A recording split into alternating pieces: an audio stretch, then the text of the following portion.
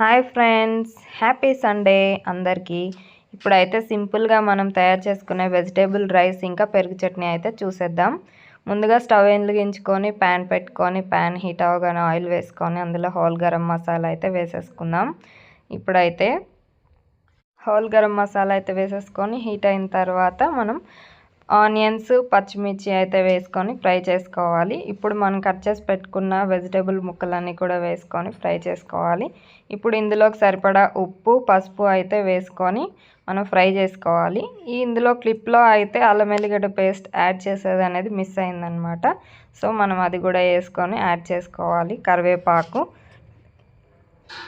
Whole garam masala powder, ధనియాల powder ఇవన్నీ కూడా వేసుకొని ఫ్రై అయిన తర్వాత దానికి సరిపడా వాటర్ మనం అనేది యాడ్ చేసుకొని వాటర్ బాగా బాయిల్ అయిన తర్వాత మనం ముందుగానే కడిగి పెట్టుకున్న బియ్యం అయితే అందులో యాడ్ చేసుకొని బాగా అన్నం అంతా దమ్ అయ్యేంత వరకు ఉంచేసుకుంటే మన వెజిటేబుల్ రైస్ అనేది రెడీ అయిపోతుంది అనమాట.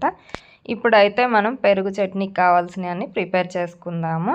పెరుగు ముందుగా బాగా చిలకొట్టేసుకొని దాంట్లో ఉప్పు, తర్వాత కట్ చేసి పెట్టుకున్న పచ్చిమిర్చి, ఉల్లిగడ్డ ముక్కలు అయితే యాడ్ చేసుకొని బాగా కలుపుకోవాలన్నమాట. దీంతో పెరుగు చట్నీ అయితే రెడీ అయిపోతుంది.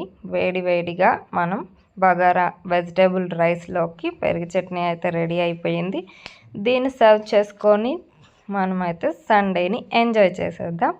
సో ఇలాగా మేమైతే సండేని ఇలా ఎంజాయ్ చేస్తాం. మీరు ఎలా ఎంజాయ్ చేస్తారో చెప్పండి. ఎవరికైనా నచ్చినట్లయితే like and share and subscribe.